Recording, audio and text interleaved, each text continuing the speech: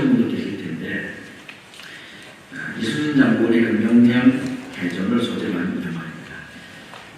제가 조사를 해보니까 개봉 12일 만에 1천만 관객을 돌파해서 한국 영화 사상 최단기간에 1,000만 관객을 돌파한 영화가 되었다. 그때쯤에 미국에서 유명한 아바타라는 영화가 한국에도 상영이 됐는데 1362만 명 관객 수를 이 명량이 뛰어넘어서 역대 흥행 1위가 되었다 하는 이야기를 제가 보았습니다.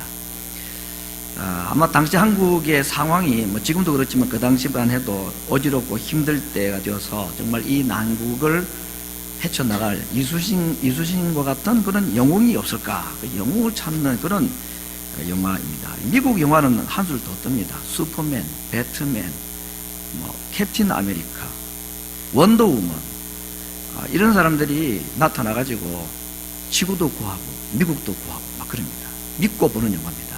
반드시 이기게 되어 있는 영화입니다. 미국 사람들이 이성과 합리를 중요하게 여기는 사람들인데, 과학을 존중하는 사람들인데, 한국의 홍길동보다도 더 캐릭터가 좀 말이 안 되는 그런 영화가 만들어지고, 또 그 영화를 미국 사람들이 그렇게 또 좋아하는 거 보면, 아무튼 한국 사람이든 미국 사람이든 뭐 인디아 말에 있는 원시 부족이든 자기들을 문제를 해결해주고 구원해줄 그런 영웅을 찾는 것은 어느 시대나 마찬가지인 것 같습니다. 하나님께서도 오늘 본문에 보니까 어떤 한 사람을 찾고 계십니다. 이 문제를 해결할 수 있는 사람을 지금 찾고 계시는데, 성이 무너졌다, 성에 구멍이 뚫렸는데 이걸 가만히 내버려 두면 이 성이 적군에 의해서 점령을 당하게 될 텐데, 이 성을 보수하고 무너진 데를 막을 사람이 없는가? 한 사람만 있으면 되겠는데, 그 한 사람을 찾는 이야기가 오늘 읽었던 본문의 이야기입니다. 예루살렘 성을 두고 한 말입니다. 예루살렘 성에 지금 구멍이 뚫리고, 그래서 적군들이 그 뚫어진 곳으로 향하여서 이 성 안으로 들어가서 무너뜨리려 한다. 옛날 전쟁은 그렇죠. 성 뺏기 싸움 아닙니까? 그래서 성을 뛰어넘든지 성의 문을 열든지 깨뜨리든지 해가지고 성 안으로 적군이 들어가서 그 성 안에 있는 사람들을 이제 죽이거나 포로로 잡으면 그게 이제 전쟁에서 이기는 건데, 지금 예루살렘 성이 지금 그런 위기에 처해 있다 하는 겁니다. 이건 두 가지의 의미가 있는데, 하나는 정말로 전쟁이 벌어져서 예루살렘이 멸망 직전에 있는 그 상황에 대한 이야기인데, 이 성이 무너지고 적군이 이제 곧 예루살렘 성을 점령을 할 것 같은 그 시대 상황을 사실은 어떤 영적인 의미로 하나님께서 지금 이렇게 적용을 해가지고 하시는 말씀입니다. 실제로 무너지는 성이고 구멍이 뚫린 성이지만, 오늘 하나님께서 이 무너진 성을 가로막을 사람을 찾고 있다 할 때에 이 성을 메울 사람은 공사하는 공사쟁이가 아닙니다. 시멘트나 돌로 가지고 성을 잘 보수하는 공사업자를 지금 찾고 계신 게 아니고, 이 성은 예루살렘의 영적인 상태를 두고 한 말씀입니다. 그러니까 이 성이 지금 이제 왜 어떻게 무너졌느냐? 적군의 무기에 의해서 이 예루살렘 성벽이 뚫어진 것이 아니고, 실제로 이스라엘 백성들의 이 영혼의 담이 무너진 것은 그들의 죄 때문이다 그랬습니다. 그걸 이제 알려줄 사람을 지금 찾는 겁니다. 그래서 하나님이 찾으시는 사람은 성을 쌓을 공사 잘하는 사람이나 또 전쟁을 잘하는 그 군인을 찾는 게 아니고, 뚫어진 이 이스라엘 백성들의 영혼의 담 무너진 성을 가로막아서서 그 적군이 막 쳐들어오거나 누군가가 공격을 할 때에 그걸 막고 그 전쟁을 그만두게 할 사람을 지금 찾는다, 그 말씀입니다. 그런데 이 전쟁을 어떻게 막을 수 있고, 이 뚫어지는 성벽을 어떻게 벌수할 수 있느냐? 방법은 밖으로부터 들어오는 이 적군을 향해서 들어오지 마시오, 시간을 좀 주시오, 이렇게 함으로써 이 전쟁을 막을 수 있는 게 아니고, 이 외칠 방향이 어디에 되느냐 하면 성 안에 있는 사람들에게 뭘 말해야 할 사람을 찾고 있는 겁니다. 성을 막아서고 성을 이렇게 지킬 군인을 찾는 게 아니고, 성 안에 있는 사람들에게 뭔가 한마디를 해줘야 되는 겁니다. 그래야 이 전쟁이 끝이 나고 이 성이 무너지지 않는다는 얘기입니다. 누구에게? 이스라엘 백성들에게. 무슨 얘기를 하란 말입니까? 어떻게 하면 이 전쟁이 끝이 나고 어떻게 하면 적군들이 더 이상 공격하지 않을 수 있을까? 자기 백성들을 향하여서 회개하라고 할 사람을 찾고 있다, 그 말입니다. 이 성이 무너지고 구멍이 뚫어진 이유가 외부에 있고 밖에 그 원인이 있는 게 아니고 이스라엘 백성들 안에 그 원인이 있었는데, 그것이 바로 하나님의 말씀대로 살지 않고 죄를 범한 것 때문인데 그 사실을 백성들에게 알려줘야 된다는 것입니다. 그래야 지금 이 무너지고 구멍이 뚫어진 이 성벽을 통해서 적군이 들어오는 걸 막을 수가 있다는 겁니다. 그 원인은 밖에서 있는 게 아니라 안에서 찾고 그 안에 자기 백성들에게 잘못을 얘기를 해 주어야 될 한 사람을 찾고 있었는데 아무리 하나님이 찾고 찾아도 찾을 수가 없었다. 이게 지금 하나님의 탄식인 겁니다. 오늘 그걸 지금 이제 이 에스겔도 안타까우면서 하나님께서 찾는 그 한 사람이 없는 것 때문에 이제 그 성이 망하게 됐구나. 자기 백성들에게 죄를 지적해주고 회개하라고 해야 되는데 성은 뚫렸고 적군이 막 쳐들어올 것인데 이걸 누가 얘기를 해줘야 되는데 얘기해 줄 사람이 아무도 없다는 얘기입니다. 그러면 이렇게 생각할 수 있을 겁니다. 아니, 그러면 에스겔 자기가 얘기를 하지. 왜 다른 사람을 찾아? 자기는 안 하고. 그런 생각 안 드십니까? 그런 생각 드는 게 당연하죠. 에스겔은 하나님의 음성을 듣고 하나님 말씀을 다 알고 있는데 자기가 하면 되지. 에스겔도 하고 싶죠. 근데 할 수 없는 형편입니다. 왠지 아십니까? 지금 에스겔이 예루살렘에 있질 않습니다. 바벨론의 포로로 잡혀간 겁니다, 지금. 이스라엘, 쉽게 정확히 말하면 남유다 왕국이 3번에 걸쳐서 바벨론의 포로로 잡혀가면서 예루살렘이 완전히 멸망을 하는데, 지금은 1차, 2차, 3차 포로 중에서 2차 포로로 잡혀가고 난 후에 일어난 이야기입니다. 그러니까 2차 포로 때 지금 에스겔이 바벨론으로 잡혀갔단 말이에요.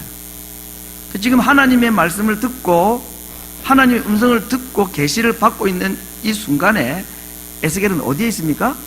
안타깝게도 예루살렘에 있지 않고 바벨론 땅에 있는 겁니다.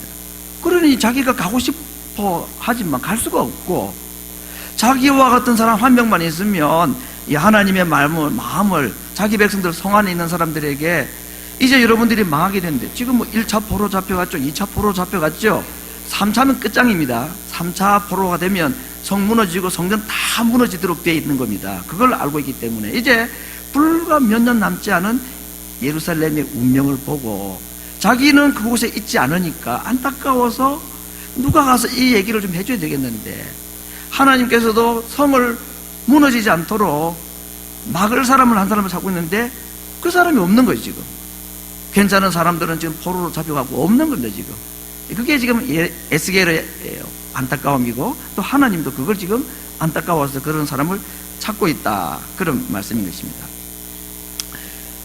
여러분, 앞에 말씀드린 대로 이 예루살렘 성벽, 이건 이제 실제 성벽이기도 하지만 어떤 영적 상태를 말하는 건데, 예루살렘의 이 영적 성벽은 왜 구멍이 나고 왜 허물어졌나요?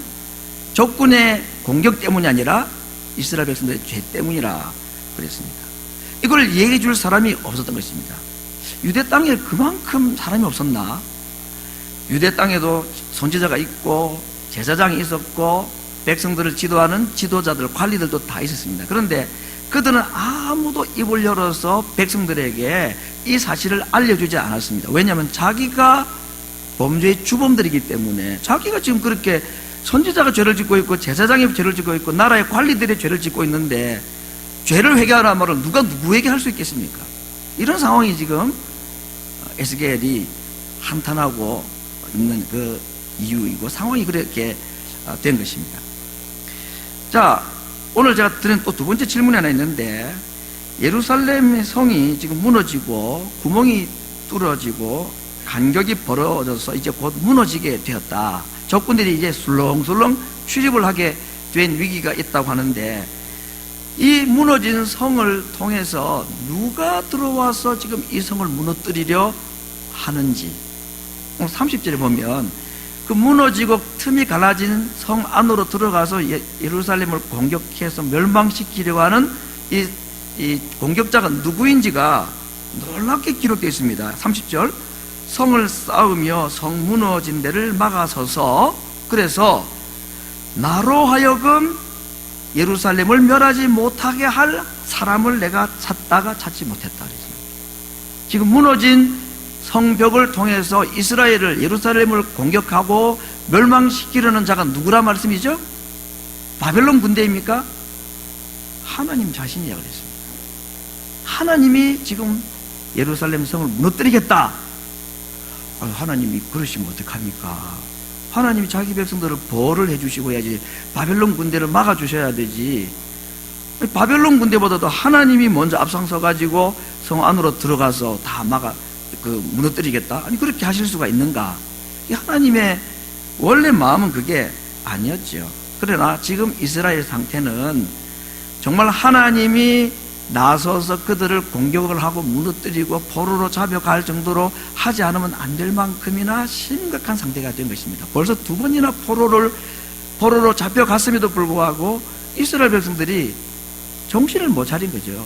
자기들의 죄가 무엇인지 알지도 못하고 이런 성이 무너지고 포로로 잡혀가는 원인이 무엇인지를 모르고 있는 겁니다. 그런데 이걸 누군가 얘기해 줄 사람을 찾는데 그럴 사람도 없는 겁니다. 한 사람 있는 사람은 포로로 잡혀가 있어서 말해 줄 수도 없는 거죠. 이 어떻게 이제 문제를 해결하겠습니까? 누군가가 가가지고 이 성이 무너지지 않도록 하기 위해서는, 바벨론이 우리를 더 이상 공격해서 우리를 포로로 잡아가지 않도록 하기 위해서는 어떻게 해야 된다? 우리가 하나님께 회개해야 됩니다. 그거 아니면 절대로 방법이 없습니다. 이 얘기를 누군가 해줘야 되는데 해줄 사람도 없고. 자, 여러분, 이게 지금 오늘 제가 성경을 잠시 소개하면서 보여드린 예루살렘의 형편입니다. 하나님은 그래도 마지막까지 기회를 이스라엘에게 주기로 원하셨죠.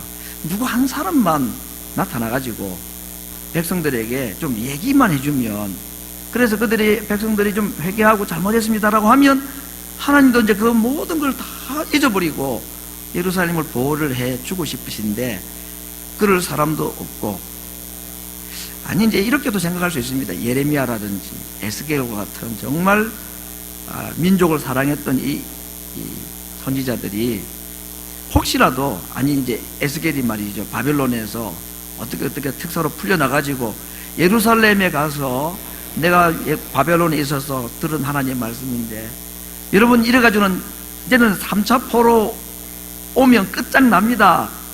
이거 정말 제가 공갈치는 것도 아니고 겁주는 것도 아니고 심각하다니까요. 여러분, 회개하지 않으면 이 지금까지 당했던 것은 아무것도 아닐 정도로 엄청난 고난을 당하고 피해를 당하고 나라는 망하게 됩니다. 여러분, 이런 얘기를 이제 예레미야라든지 또는 에스겔이 했다 합시다.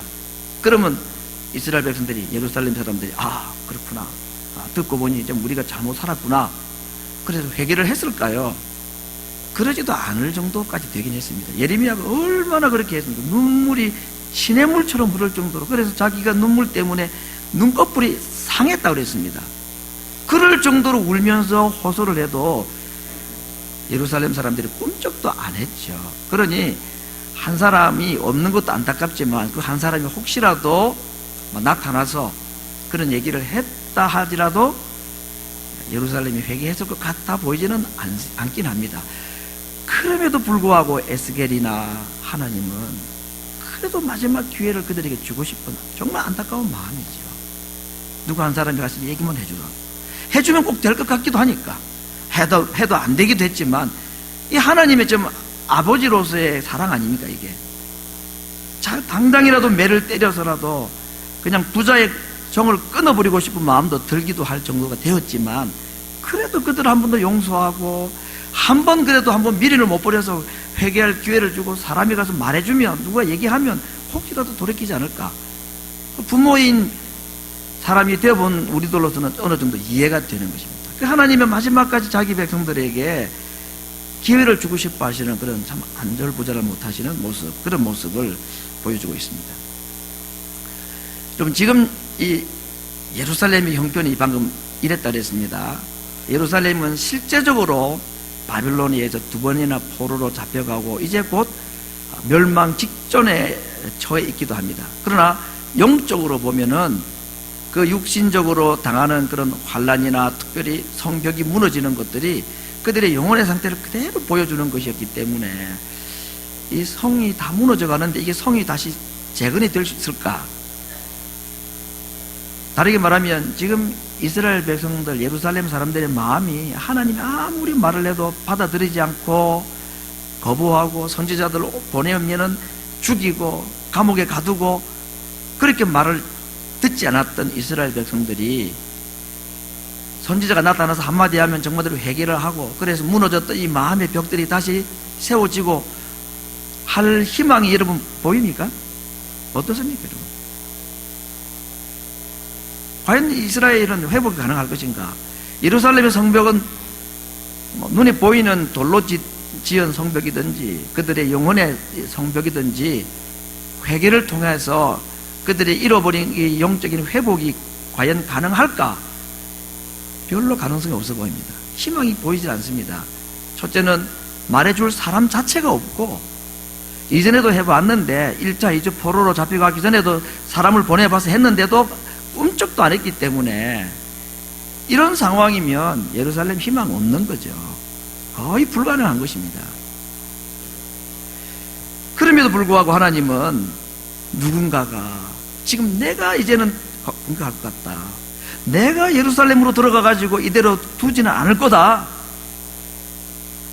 그러니 누군가가 몸을 가로막아서가지고 하나님 이러시면 안 됩니다. 정신 차려주시오.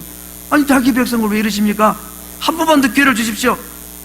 그럴 사람도 없고 그런 사람이 있다 할지라도 안에 있는 성의 사람들이 그 모습을 보고 좀 회개를 하면 되는데 회개할 것 같지도 않고 희망은 거의 없어 보입니다. 그리고 실제로 예루살렘은 그 이후에 몇 년이 지난 뒤에 정말로 성이 다 불타고 솔로몬이 지었다는 그 화려한 성전도 흔적도 없이 다 불타 사라지고 말았습니다. 3차 포로가 오고 말았던 거죠. 그렇게 볼 때 이스라엘에게는 정말 소망이 없어 보입니다. 하나님께서 지금 중동에 난리가 났죠. 전 세계적으로 예루살렘이라는 이 도시 하나 때문에 미국 대통령이 한마디를 했더니 그냥 온 세계가 지금 발칵 뒤집어졌습니다. 바로 그 예루살렘이죠. 지금 그 같은 장소입니다. 그 땅은 아브라함에게부터 하나님께서 주시기로 약속하신 유대인의 성지와 같은 곳이었죠. 그러니까 지금 이스라엘 사람들이 우리 땅이라고 계속 말하는 거죠. 성경을 들이대면서 율법을 들이대면서 이거 보라고 그렇게 하는 거 아닙니까? 아브라함을 거쳐서 모세, 여호수아가 그 땅을 정복을 하죠. 사사시대를 거쳐 난 뒤에 사울, 다윗, 솔로몬으로 이어지는 이 통합 이스라엘 왕국이 얼마 동안 세워졌다가 그 뒤로 나라가 남북으로 나눠지고 결국은 북이스라엘이 먼저, 남유다가 두 번째로 차례차례 망했습니다. 지금 오늘 이 남유다의 마지막 망하기 일보 직전에서 지금 오늘 이 에스겔서를 통해서 하나님께서 말씀하신 것입니다. 그런 결과적으로는 이 남유다도 다 망하고 말았습니다. 그런데 여러분, 하나님께서 다윗에게 하신 약속이 있습니다. 너의 집을 내가 영원히 무너지지 않도록 하겠다. 내가 너의 집을 영원히 세워주겠다. 그렇게 약속을 했는데 다윗 왕국은 다 무너지고 말았습니다. 그렇죠? 그럼 하나님 약속을 못 지킨 거 아닙니까? 안 지킨 거 아닙니까? 하나님께서 약속을 중간에 바꾸셨을까요? 내가 아무리 마음이 너그럽기로서는 이 정도까지 되었는데 내가 끝까지 약속 붙들고 이스라엘, 내 예루살렘 못 지켜준다? 이제 끝내자. 하나님 마음 바꾸신 겁니까? 바벨론이 너무 강력하기 때문에 하나님도 손쓸 수 없을 만큼 너무 강력해서 결국 하나님의 도우심에도 불구하고 예루살렘이 망한 겁니까? 도대체 왜 예루살렘이 망합니까? 하나님은 약속을 못 지킨 것인가? 안 지킬 약속을 하신 것인가? 아닙니다. 하나님은 원래 이스라엘이 이렇게 될 줄을 알고 계셨습니다. 그래서 처음부터 이스라엘이 멸망하고 난 뒤에 70년이 지나면 다시 내가 바벨론에서 예루살렘으로 돌아오게 해주겠다고 이스라엘이 멸망하기 전부터 말씀을 하셨기 때문에 오늘 이 바벨론에 의한 예루살렘의 멸망은 하나님께서 약속을 못 지켜서 일어난 일도 아니고 무능해서 도와주지 못한 것도 아니고 사실은 하나님께서 미리 내다보신 대로 시나리오라고 말할 수는 없지만 하나님께서 알고 계신 대로 지금 망할 때까지 간 겁니다. 그러면 하나님은 예루살렘을 못 지켜서 그렇지 않습니다. 결국 70년 뒤에 망하고 그들을 다시 회복시켜 주신 사건이 있습니다. 바벨론이라는 나라는 그 당시에 영원히 망하지 않을 것 같은 나라였습니다. 그런데 그 바벨론이 하루아침에 멸망을 했습니다. 페르시아라는 제국에 의해서 하루아침에 바벨론이 망해버렸습니다. 그리고 그 페르시아의 첫 번째 왕인 이 고레스라는 사람은 무슨 마음인지 자기들이 점령한 그 나라의 식민지로 있었던 이스라엘 사람들을 아무 조건 없이 석방을 합니다. 고레스가 왜 바벨론의 포로로 잡혀왔던 유대인들을 석방했는지는 설명이 되지 않습니다. 그냥 하나님께서 그의 마음을 움직이고 감동하셔서 하나님의 종이 되어서 그렇게 했다. 성경은 그렇게만 말하고 있습니다. 바벨론의 멸망도 이해할 수 없고 고레스 왕의 유대인들 예루살렘 귀환 명령도 이해할 수 없는 일입니다. 이건 전부 하나님이 하신 일이었습니다. 3번에 걸쳐서 포로로 잡혀갔던 이스라엘은 결국 새로운 왕이 들어서면서 3번에 걸쳐서 다시 예루살렘으로 귀환을 하는 이야기가 성경에 있는 이야기입니다. 자, 그렇게 본다면 예루살렘은 망할 수밖에 없고 망하게 되어 있었습니다. 그와 동시에 예루살렘은 70년이 지나면 자동적으로 회복하게 되어 있었습니다. 그렇죠? 70년이라는 시간이 문제일 뿐이지 70년 지나면 하나님께서 어떤 한 나라를 일으켜서 바벨론을 무너뜨리기로 계획하셨고 그리고 초대 왕이 아무 조건 없이 그냥 이스라엘 사람들 다 돌아가라고 말할 거다 그렇게 했는데 실제로 그렇게 되었단 말입니다. 그러면 이렇게 생각할 수 없습니까? 하나님께서 70년만 지나면 원상복귀를 다 시키시는데 그냥 가만히 70년 기다리면 되지 않는가? 왜 지금 회개하라고 난리를 떠실까? 되지도 않을 거 가지고 왜 이스라엘 백성들에게 회개를 촉구하시고 한 사람이 없어서 너희들이 망한다고? 아니 어차피 망할 나라하고 70년 지나면 다시 다 회복될 나라들인데 가만히 있으면 계시면 되지 않을까? 좀 그게 하나님 마음이 아니었던 것 같습니다. 그게 선지자 예레미야나 에스겔의 마음이 아니었습니다. 할 수만 있으면 망하지 않고 이스라엘이 회복되기를 원하시는 것이 하나님의 마음이고 이게 선지자의 마음이었던 거죠. 그래서 그렇게 애타게 찾고 기다리고 하셨습니다. 그러나 그 일은 절대로 다시 일어나지 않고 결국은 망하고 말았습니다. 그렇기 때문에 하나님께서 다윗에게 하신 약속, 너의 집이 절대로 무너지지 않겠다, 내가 영원히 너의 나라를 견고하게 해주겠다는 약속은 일시적으로는 이루어지지 않고 그 약속이 성취되지 아니하는 부도수표처럼 보였지만 70년 뒤에 그것은 다시 하나님의 약속대로 이루어졌던 것입니다. 그렇기 때문에 다윗에게 내가 너의 집을 영원히 무너뜨리지 않겠다는 이 약속은 지키지 못한 약속이 아니라 하나님께서 결국은 지키신 약속이 되고 말았습니다.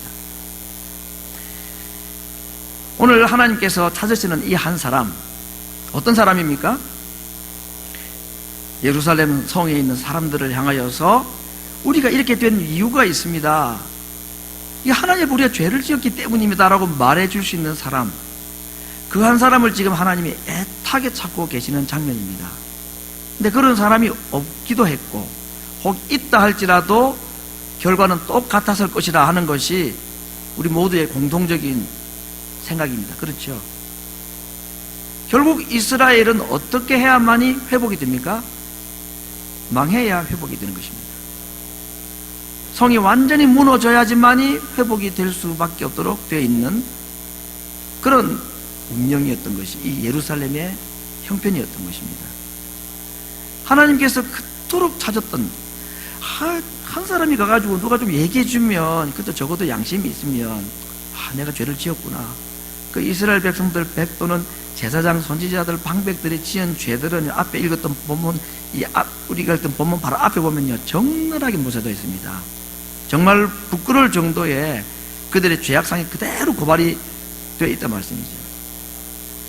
그래 누구가 그 얘기를 해주면 제사장도 선지자도 회개하고 지도자들도 하나님 앞에 회개하고 돌이키고 그렇게 하면 얼마나 좋겠습니까?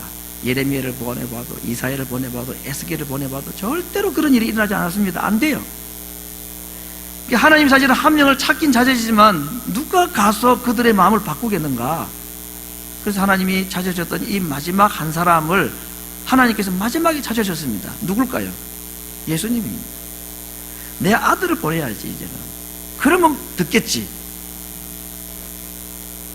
이사야, 예레미야, 에스겔의 말도 안 들었던 이들이 하나님의 아들이신 예수님이 가서 죄를 회개하고 지적해도 듣지 않았습니다. 세례요한 요한도 듣지도 않았고 예수님 이야기도 듣지를 않았습니다. 그들도 결국은 선지자들을 죽였듯이 예수님마저도 십자가에 못 박혀 죽으셨습니다. 그런데 예수님은 다시 3일 만에 살아나심으로 말미암아 70년 만에 예루살렘을 다시 회복하셨던 그 역사를 예수님이 죽으시고 자신이 죽으시고 부활하심으로 예루살렘이 회복할 수 있는 유일한 방법은 망하고 살아나는 거라 그랬습니다. 그랬죠? 한 사람이 나타나도 안 될 거라는 것이 하나님의 생각이었습니다. 결국은 죽고 살아나고 망하고 다시 회복되는 것이 예루살렘의 운명이었고 그것이 유일한 방법이었는데 동일한 방법으로 하나님께서 내리시는 그 진노를 대신 받아줄 사람을 찾으셨는데 예수님이 그 일을 자임하고 나섰던 겁니다. 죄는 이스라엘이 지었고 벌은 예루살렘이 받아야 합니다. 그런데 그 벌을 대신 받을 사람을 하나님이 찾고 계셨던 겁니다. 온몸으로 하나님이 진노를 대신 막아줄 사람을 찾았는데 그럴 사람이 아무도 없었던 것입니다. 있을 수도 없고 있다 손치더라도 그렇게 하나님의 진노를 막을 수가 없는 자들이었습니다. 자신의 몸으로서 하나님께서 인류들에게 죄를 범한 자들에게 하나님께서 내리시는 그 준엄한 심판의 형벌을 몸으로 받아낼 수 있는 분은 그 한 사람은 예수님밖에 사실은 없었던 겁니다. 그리고 마침내 예수님이 이 땅에 오셔서 예루살렘 성이 무너지듯이 자기의 몸을 무너뜨리시고 하나님의 형벌을 다 받으셨습니다. 그리고 예루살렘이 70년 만에 다시 회복되듯이 예수님은 3일 만에 다시 살아나셔서 예루살렘 성을 새롭게 세우기 시작하셨습니다. 무너진 다윗의 장막을 세우셨다고 했습니다. 그것이 무엇인지 아십니까? 예수님이 하나님의 진노를 대신 받아주신 그 한 사람으로 오시고 죽으시고 다시 살아나심으로 말미암아 세우신 예루살렘 성이 무엇인지 아십니까?